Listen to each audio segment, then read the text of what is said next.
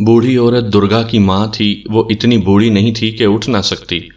उसे बड़ा तेज़ बुखार था, उसका जिस्म कमज़ोर था, लेकिन ज़बान में पूरी ताकत थी। उसने मुझको और मेरे साथ के तमाम आदमियों को गालियाँ नहीं दीं, बाकी कोई कसर नहीं छोड़ी। वो कहती थी कि दुर्गा ठाकुर के घर होगा, वहाँ नहीं तो उसके बाग में होगा। वो पूछती थी कि उसने क्या जुर्म किया है। मैंने उसे ना बताया। वहाँ दुर्गा की बहन थी और बीवी। बताने वालों ने थोड़ा बताया था, वो ज़्यादा खूबसूरत थीं। मैंने बरामदे में चारपाई पर बैठकर तफ्तीश शुरू कर दी। पहले दुर्गा की बीवी से, फिर उसकी बहन से पूछ-गुछ की। दोनों ने बताया कि वो ठाकुर की नीयत को समझती थीं और उससे खा पी रही थीं। क्या दुर्गा को उस पर शक नहीं हुआ? शक क्यों होता?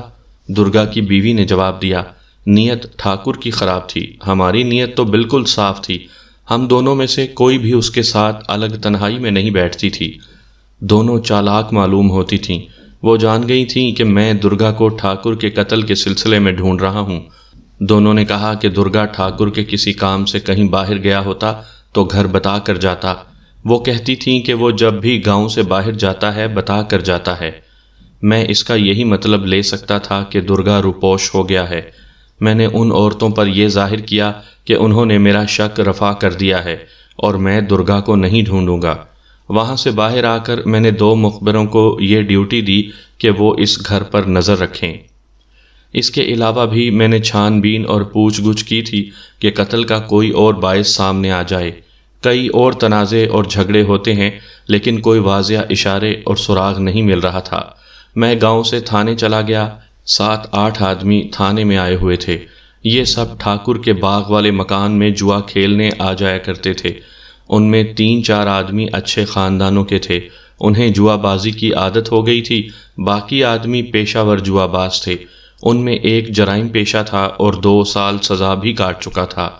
ये बड़ी लंबी कहानी है कि मैंने उनसे किस तरह तफ्तीश की, क्या क्या पूछा और उन्होंने क्या क्या बताया। मुख्तसर बताता हूँ कि जराइम पेशा आदमियों और पेशावर जुआबाजों से पूछ-गुछ करने का तरीका कुछ और होता है। ये लोग अंदर के राज दे दिया करते हैं, लेकिन उनमें जो ढीठ बनने पर उतर आए, उसके साथ मुश्किल पेश आती है। ये मुश्किल इस केस में भी पेश आई, जो मैंने हल कर ली।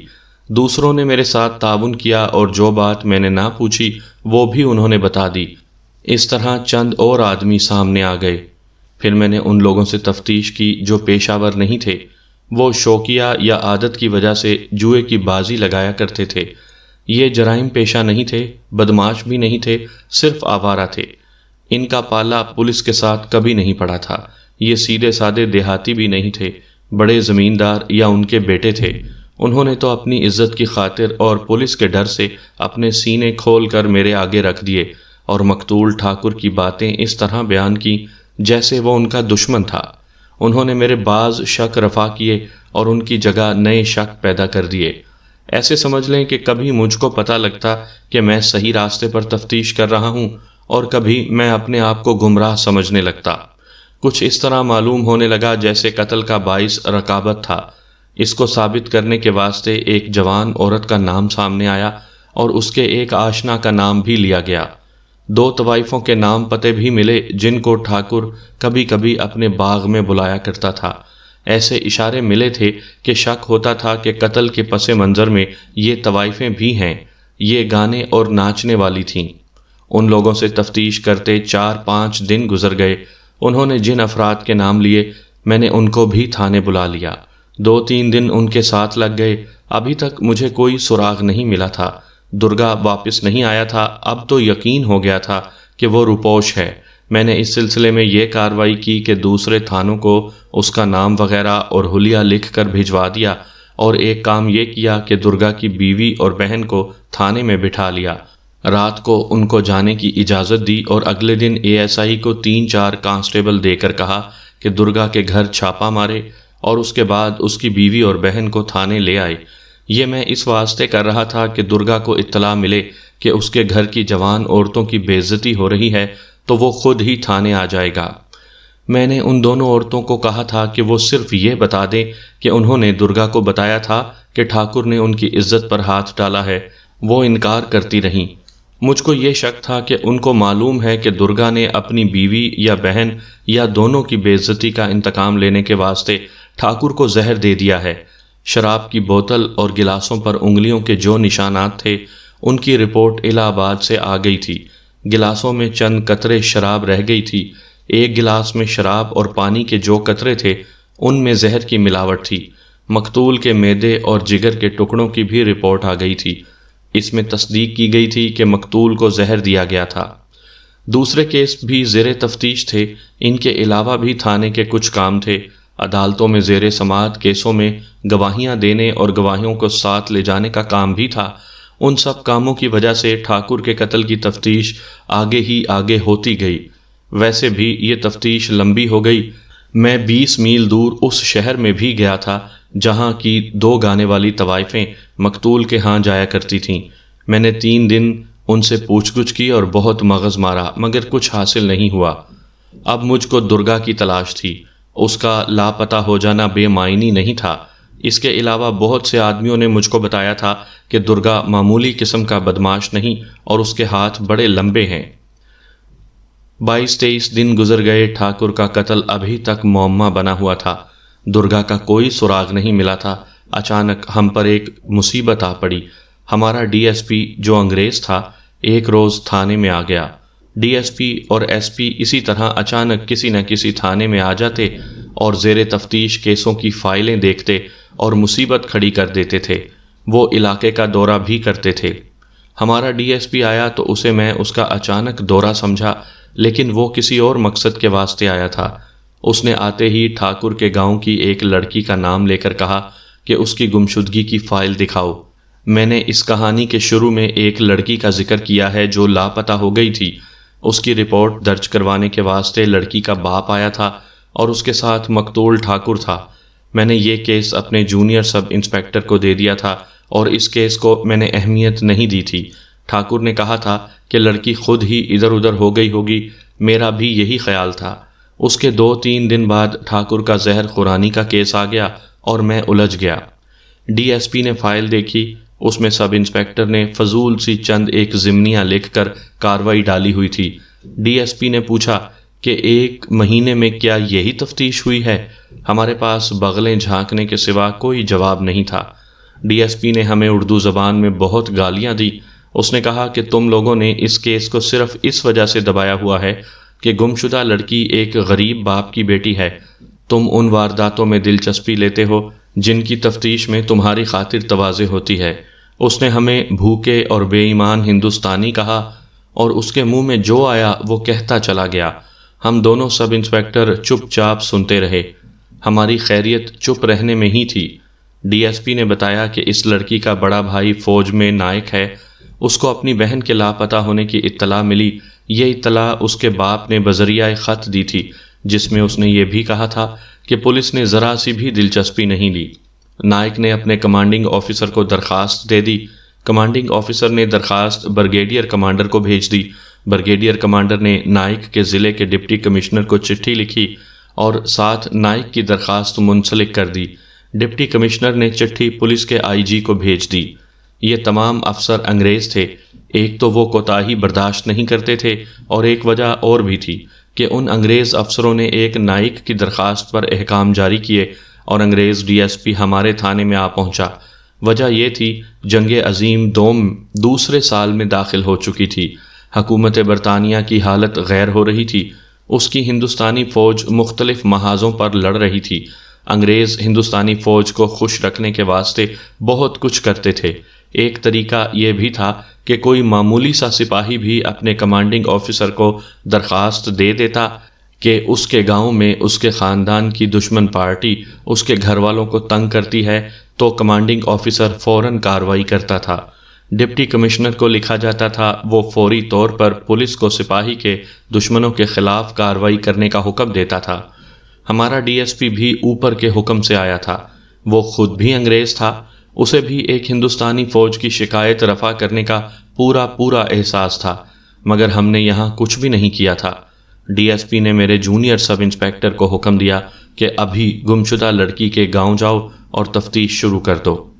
میں تم دونوں کو لائن حاضر کر دوں گا۔ ڈی ایس پی نے کہا، پھر تمہارے خلاف محکمانہ کارروائی ہوگی۔ میں تم کو صرف 5 دن دیتا ہوں۔ مجھ کو صحیح رپورٹ چاہیے کہ لڑکی اغوا ہوئی ہے یا اپنی مرضی سے گئی ہے۔ اگر اغوا ہوئی ہے تو ملزم رپورٹ کے ساتھ موجود ہوں۔ ڈی ایس پی ہمارا خون خشک کر کے چلا گیا۔ ہم نے ٹھاکر کے قتل کی تفتیش اور دوسرے کیسوں کی تفتیشیں الگ رکھ دیں اور اس لڑکی کی گمشدگی کے پیچھے پڑ گئے۔ ڈی ایس پی نے ہمیں لائن حاضر کرنے کی صرف دھمکی نہیں دی تھی، ہم تو اپنے آپ کو لائن حاضر سمجھنے لگے تھے۔ سامعین کرام، آپ سن رہے ہیں انسپکٹر محبوب عالم کی تفتیشی کہانیوں میں سے ایک اردو کہانی سونا، سنیاسی اور 17 سال کی کنواری۔ یہ اس سلسلے کی قسط نمبر 2 ہے۔ مجھے امید ہے آپ کو میری یہ کاوش پسند آ رہی ہوگی۔ اگر میں یہ بیان کروں کہ مسلسل 2 دن میرے جونیئر سب انسپکٹر نے کیا تفتیش کی تو یہ کہانی بہت لمبی ہو جائے گی۔ میں آپ کو صرف یہ بتا دیتا ہوں کہ ہماری جان پر بنی ہوئی تھی۔ ہم نے اس طرح کیا کہ جس پر بھی ذرا سا بھی شک ہوا اس کی خوب پھینٹی لگائی۔ تفتیش کو 5 دنوں کے اندر کسی نتیجے پر پہنچانے کا اس سے بہتر طریقہ اور کوئی نہیں ہو سکتا تھا۔ میں نے ایک طریقہ یہ بھی اختیار کیا کہ اٹھتے بیٹھتے اپنے اللہ کو یاد کرتا تھا اور کہتا تھا کہ یا اللہ، اتنی سروس بچی، ایمانداری اور دیانتداری سے کی ہے، اپنی خدائی کے صدقے میری مدد کر۔ یہ میرا تجربہ ہے کہ ایمانداری اور دیانتداری ضائع نہیں جاتی، اللہ صلہ ضرور دیتا ہے۔ میں آپ کو اپنا یہ تجربہ بھی بتا دوں، بعض گناہ گار سزا سے بچ جاتے ہیں، قتل اور دیگر جرائم کے بعض مجرم بری ہو جاتے ہیں اور وہ خوشیاں مناتے، مٹھائیاں تقسیم کرتے اور کہتے پھرتے ہیں کہ وہ بے قصور تھے، لیکن وہ اللہ کی لاٹھی سے نہیں بچ سکتے۔ عمر کے کسی نہ کسی حصے میں ان کو سزا ضرور ملتی ہے۔ تفتیش کا 3 دن تھا۔ میں نے اور جونیئر سب انسپکٹر رام سہائی نے گاؤں کی 1/4 آبادی کو پھینٹی لگا لگا کر استری کر دیا تھا، مگر لڑکی کا کوئی سراغ نہیں ملا تھا۔ ڈی ایس پی کے دیے ہوئے 5 دنوں میں سے صرف 2 دن باقی تھے۔ تیسرے دن کا سورج غروب ہونے والا تھا۔ میں تھانے میں سخت پریشانی کی حالت میں بیٹھا ہوا تھا۔ سب انسپکٹر رام سہائے گاؤں سے آتا نظر آیا۔ اس کا سر جھکا ہوا تھا اور اس کی چال بتا رہی تھی کہ آج بھی وہ ناکام لوٹ رہا ہے۔ اس کے پیچھے پیچھے 4-5 دیہاتی تھے، یہ مشتبہ تھے۔ مجھے رام سہائے کا بہت افسوس ہو رہا تھا۔ اس کو سب انسپکٹر ہوئے ابھی 6 ہی مہینے ہوئے تھے۔ وہ اچھا آدمی تھا۔ وہ میرے سامنے کرسی پر اس طرح بیٹھ گیا جیسے اس نے شکست مان لی ہو۔ اس کے ساتھ ابھی بات نہیں ہوئی تھی کہ ایک ڈاکیا آیا۔ اس نے مجھ سے ذرا دور رک کر اشارہ کیا۔ وہ مجھ کو بلا رہا تھا۔ پہلے تو مجھ کو غصہ آیا، لیکن میں نے اپنے اوپر کنٹرول کر لیا۔ میرے دماغ میں سوچ آ گئی کہ ہو سکتا ہے یہ شخص کام کی کوئی بات بتانے آیا ہو۔ ایک سوچ یہ بھی آئی کہ اس نے اگر کسی کی سفارش کی تو میں 2 کانسٹیبلوں کے سپرد کر کے اس کو بھی استری کروا دوں گا۔ میں یہاں کے ڈاک خانے کا پوسٹ مین ہوں، اس نے کہا۔ میں دیہات میں ڈاک تقسیم کرنے جاتا ہوں۔ جس گاؤں کی لڑکی لاپتہ ہے اس گاؤں کے 10-12 خط تھے۔ آپ جانتے ہیں کہ لوگ ان پڑھ ہیں، وہ مجھ سے خط پڑھواتے ہیں۔ میں نے ایک خط پڑھا، یہ ایک حوالدار کا ہے جو اسی جاٹ ریجمنٹ میں ہے جس میں لاپتہ لڑکی کا بھائی نائک جگموہن داس ہے۔ حوالدار نے اپنے گھر والوں کو لکھا ہے کہ نائک جگموہن کی بہن اس کے پاس آئی ہوئی ہے۔ اس حوالدار نے گھر والوں کو کوئی چیزیں بھیجی ہیں۔ اس نے لکھا ہے کہ وہ یہ چیزیں دلاری یعنی گمشدہ لڑکی کے ہاتھ بھیج دے گا۔ حوالدار نے یہ بھی لکھا ہے کہ اس نے اپنی ریجمنٹ کے فیملی کوارٹروں میں درگا کو بھی دیکھا ہے۔ مجھ کو ایسے لگا جیسے اس ڈاکیے کو میں خواب میں دیکھ رہا ہوں، اور اگر یہ خواب نہیں تو یہ شخص جھوٹ بول رہا ہے۔ مجھ کو کسی معجزے کی توقع نہیں تھی۔ کیا بکواس کرتے ہو؟ میرے منہ سے بے اختیار نکلا۔ دلاری کے بھائی نے ہی درخواست دی ہے کہ اس کی بہن لاپتہ ہو گئی ہے۔ میں کس طرح مان سکتا ہوں کہ بہن کو اس نے اپنے پاس رکھا ہوا ہے اور اس کی گمشدگی کی درخواست دے دی ہے، اور یہ درگا وہاں کیا کر رہا ہے؟ آپ اس حوالدار کے گھر چلے جائیں، ڈاکیے نے کہا۔ مجھ کو معلوم ہے کہ دلاری کی گمشدگی پر گاؤں میں کیا مصیبت آئی ہوئی ہے۔ اس گاؤں میں پولیس کا سپاہی چلا جائے تو لوگ ادھر ادھر بھاگ جاتے ہیں۔ حوالدار کے باپ نے مجھ کو ہاتھ جوڑ کر کہا تھا کہ میں کسی کے ساتھ اس خط کا ذکر نہ کروں، ورنہ پولیس ہم سب کو تھانے لے جا کر مارے گی۔ میں نے حضور اپنا فرض ادا کر دیا ہے، مجھ کو بے شک آپ گواہوں میں شامل کر لیں۔ اگر یہ لوگ خط سے انکاری ہوں تو مجھ کو بلا لیں۔ میں آپ کو اس وقت کی ایک بات بتانا ضروری سمجھتا ہوں۔ اب تو تعلیم دیہات میں بھی چلی گئی ہے۔ اس وقت دیہات میں کوئی آدمی صرف اتنا پڑھا ہوا ہوتا تھا کہ خط پتر لکھ پڑھ سکتا تھا۔ جنگ کے زمانے میں فوجیوں کے خطوط آتے تھے جو ڈاکیا پڑھ کر ان کے گھر والوں کو سناتا تھا۔ گھر والے اس کے عوض ڈاکیے کو تھوڑا سا گڑ یا 2-4 انڈے یا دانے وغیرہ دے دیتے تھے۔ خطوں کے جواب بھی ڈاکیے سے لکھوائے جاتے تھے۔ اس کا معاوضہ عموماً 2 پیسے ہوتا تھا۔ یہ ڈاکیا عجیب و غریب خبر لایا تھا۔ میں نے اسی وقت سب انسپیکٹر رام سہائے اور 2 کانسٹیبلوں کو ساتھ لیا، ایک یکا منگوایا اور اس گاؤں کو روانہ ہو گیا۔ رات ہو گئی تھی۔ چوکیدار سے حوالدار کے گھر کا پتہ کیا اور اس کے دروازے پر جا ہاتھ مارا۔ حوالدار کے باپ نے دروازہ کھول کر جب اپنے سامنے 2 تھانے دار دیکھے تو اس کی حالت ایسی ہو گئی کہ مجھ کو ڈر لگا کہ یہ ابھی بے ہوش ہو کر گر پڑے گا۔ اس نے ہاتھ جوڑ دیے اور اس کے منہ سے الفاظ کے بجائے عجیب آوازیں نکلنے لگیں۔ مت ڈرو بھائی، میں نے اس کے کندھے پر ہاتھ رکھ کر کہا، ہم تجھے کھانے تو نہیں آئے، تمہارے بیٹے کا جو خط آیا ہے وہ دے دو۔ حضور، اس نے کہا، میں غریب آدمی ہوں، میں آپ کو خط دے دوں گا، مجھ کو تھانے نہ لے جانا، آپ خط دیکھ لیں، میرے بیٹے کا اس میں کوئی قصور نہیں۔ ہم اندر چلے گئے۔ اس کا سارا خاندان جاگ اٹھا۔ لالٹین کی روشنی میں ہر فرد کانپتا ہوا نظر آ رہا تھا۔ حوالدار کے باپ نے معلوم نہیں کہاں سے خط نکال کر مجھ کو دے دیا۔ میں نے اور رام سہائے نے خط پڑھا۔ اس میں وہی لکھا تھا جو ڈاکیے نے بتایا تھا۔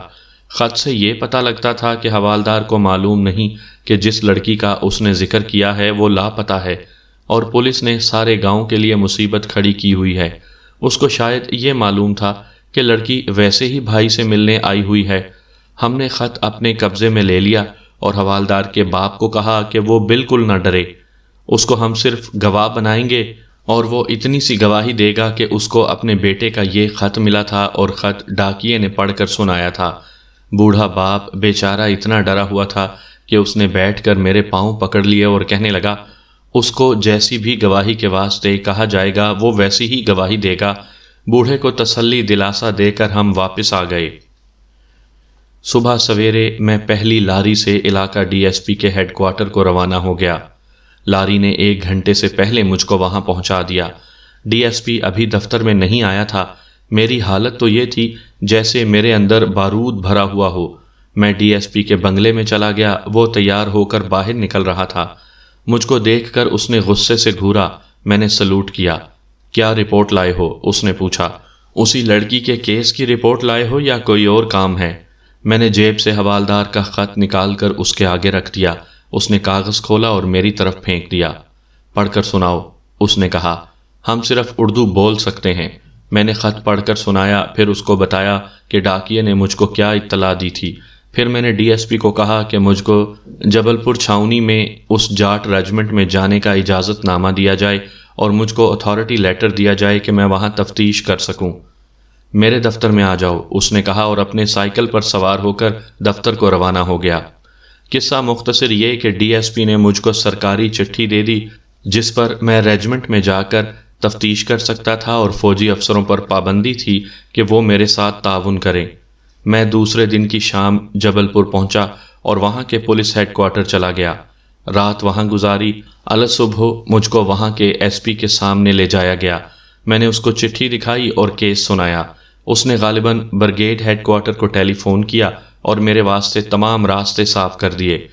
دن کے 11:30 بج رہے تھے جب میں اس جاٹ ریجمنٹ کمانڈنگ آفیسر کے دفتر میں پہنچ گیا جس میں خط لکھنے والا حوالدار اور گمشدہ لڑکی کا بھائی نائک جگموہن موجود تھے۔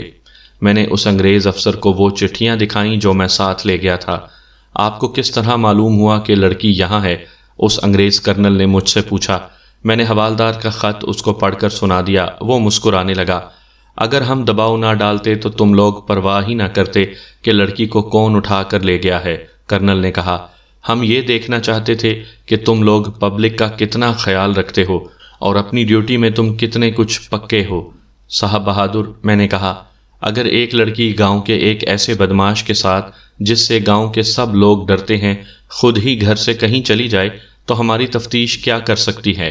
اس خط میں درگا نام کے جس شخص کا ذکر ہے یہ بہت بڑا بدماش ہے اور یہ شخص ایک آدمی کے قتل میں پولیس کو مطلوب ہے۔ درگا قتل کی رات سے لاپتہ ہے۔ کیا آپ کو یقین ہے کہ قتل کا مجرم یہی ہے؟ کرنل نے پوچھا۔ یقین تو تفتیش میں کیا جائے گا صاحب بہادر، میں نے کہا۔ حالات اور شہادت اسی شخص کے خلاف جا رہی ہے۔ میں آپ سے درخواست کرتا ہوں کہ درگا اور اس لڑکی کو میرے حوالے کر دیں۔ ہو سکتا ہے مجھے آپ کی ریجمنٹ کے کچھ اور لوگوں کے بھی بیانات لینے پڑیں۔ میں آپ سے تعاون کی درخواست کرتا ہوں۔ کرنل خاموش رہا، وہ کچھ سوچ رہا تھا۔ اس نے ایڈجوٹنٹ کو بلایا۔ ان دونوں انگریز افسروں کا غالباً یہ خیال تھا کہ میں انگریزی نہیں سمجھ سکتا۔ انہیں معلوم نہیں تھا کہ میں FA پاس کر کے ڈائریکٹ ASI بھرتی ہوا تھا، اور پولیس کے انگریز افسروں کے ساتھ میری بات چیت عموماً انگریزی میں ہوا کرتی تھی۔ ان لوگوں نے ہمیں بے وقوف بنایا ہے، کرنل نے ایڈجوٹنٹ سے کہا۔ نائک جگ موہن نے یہ بالکل نہیں بتایا کہ یہ جو شخص اس کی بہن کو کسی آدمی کی قید سے نکال کر لایا ہے وہ خود بہت بڑا بدماش آدمی ہے، اور یہ انسپکٹر کہتا ہے کہ اسے شک ہے کہ یہ بدماش گاؤں میں کسی کو قتل کر کے آیا ہے۔ معاف رکھنا سر، کیپٹن ایڈجوٹنٹ نے کہا۔ ہمیں ان لوگوں پر پہلے ہی اعتبار نہیں کرنا چاہیے تھا۔ ان ہندوستانیوں کی اپنی ہی سیاست ہوتی ہے جس میں یہ جھوٹ بولتے ہیں۔ چاہیے تو یہ تھا کہ ہم پہلے دن ہی لڑکی کو اور جس کے ساتھ وہ آئی تھی اسے ان کے گاؤں کی پولیس کے حوالے کر دیتے۔ میں یہ دیکھنا چاہتا تھا کہ ہماری ہندوستانی پولیس اپنی ڈیوٹی کس طرح کر رہی ہے، کرنل نے کہا۔ مجھے یہ بات صحیح معلوم ہوتی ہے کہ اس لڑکی کو گاؤں کے کسی امیر زمیندار نے اغوا کروا کے اپنے پاس قید میں رکھا ہوا تھا، لیکن اب مجھ کو شک ہوتا ہے کہ اس کے آگے ان لوگوں نے جو کہانی بیان کی ہے وہ سچی نہیں۔ میرا خیال ہے کہ نائک جگ موہن، اس کی بہن اور یہ آدمی جس کا نام درگا ہے، اس کو بھی یہاں بلا کر اس پولیس انسپکٹر کے حوالے کر دیا جائے اور یہ تفتیش یہیں کرے۔ میں یہ دیکھنا چاہتا ہوں کہ یہ معاملہ کیا ہے۔ میں خود یہ رپورٹ برگیڈ ہیڈ کوارٹر کو لکھوں گا، ورنہ ایسے ہو سکتا ہے کہ یہ لوگ آپس میں مل ملا کر کوئی اور گڑبڑ پیدا کر دیں اور کوئی الٹی بات ہمارے سر پر آ پڑے۔ صوبیدار میجر سے کہو کہ ان سب کو بلائے۔ ایڈجوٹنٹ چلا گیا۔ کرنل نے مجھ کو اتنا ہی بتایا کہ وہ ان سب کو بلا رہا ہے۔ اس نے مجھ کو ایڈجوٹنٹ کے کمرے میں بیٹھنے کو کہا۔ کچھ دیر بعد تینوں کو میرے سامنے لایا گیا۔ درگا کو میں دیکھتے ہی پہچان گیا۔ ڈکیتی کے 2 کیسوں میں یہ شخص ملزموں کی صفائی میں پیش ہوا تھا۔ یہ بالکل جھوٹا گواہ تھا۔ چونکہ یہ باقاعدہ جرائم پیشہ نہیں تھا، اس واسطے اس کا نام تھانے کے ریکارڈ پر نہیں تھا۔ ایڈجوٹنٹ نے مجھ کو کہا کہ وہ تفتیش کے لیے علیحدہ کمرہ دے رہا ہے۔ مجھ کو ساتھ لے جا کر اس نے وہ کمرہ دکھایا۔ وہاں ایک میز اور 2-3 کرسیاں رکھی ہوئی تھیں۔ میں نے سب سے پہلے لڑکی کو بلا کر اپنے سامنے بٹھا لیا۔ دیکھو دلاری، میں نے اس کو کہا، گاؤں میں ہر طرح کا جھوٹ چل سکتا ہے۔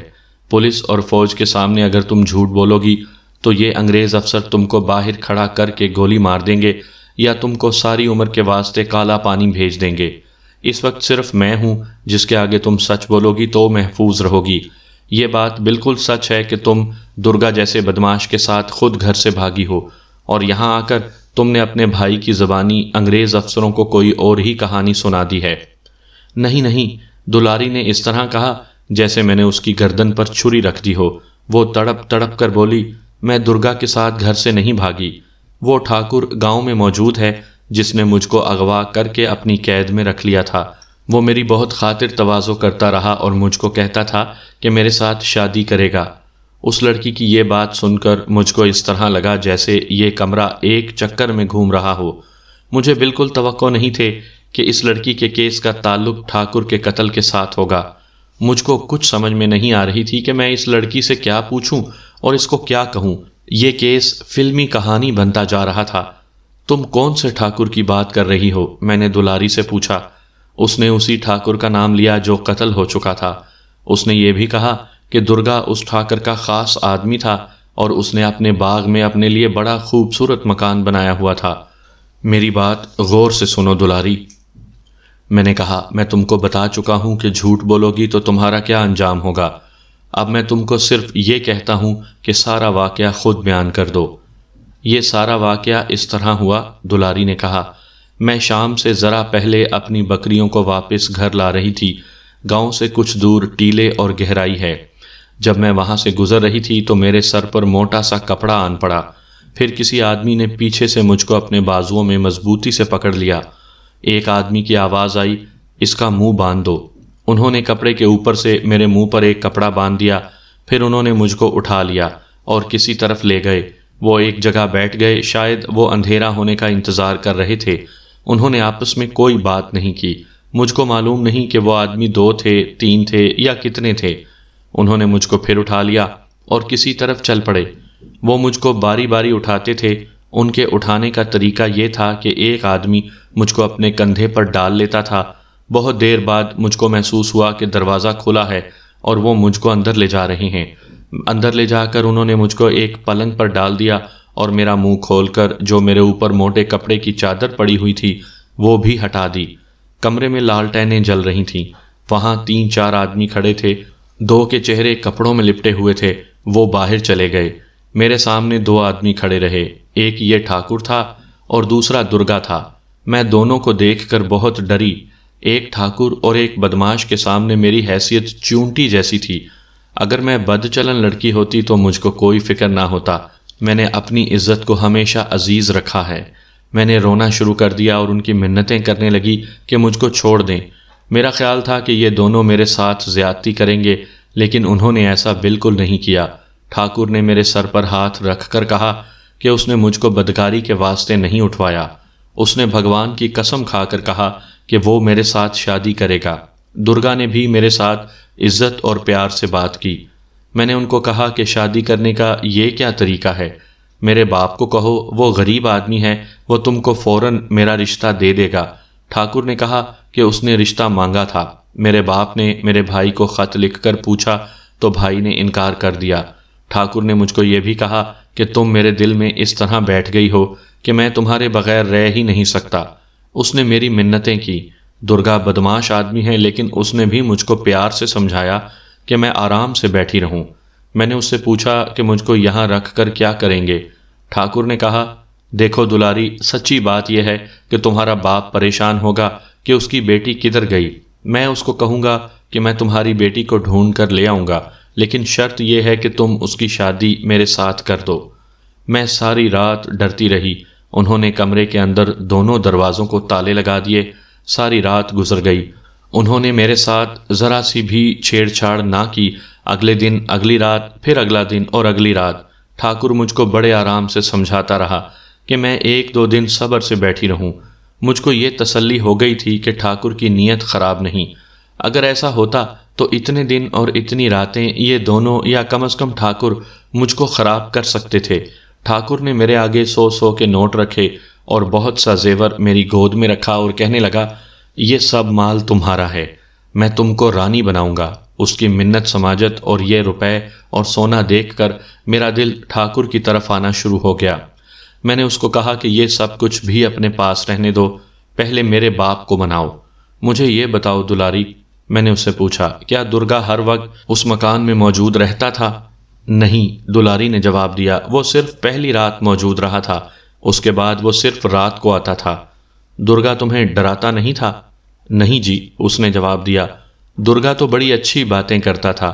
تیسری رات ٹھاکر نے میرے آگے بہت اچھا کھانا رکھا اور کہنے لگا کہ آج میں تم کو دارو پلاؤں گا۔ میں نے کہا، یہ تو بہت بری چیز ہے، میں نہیں پیوں گی۔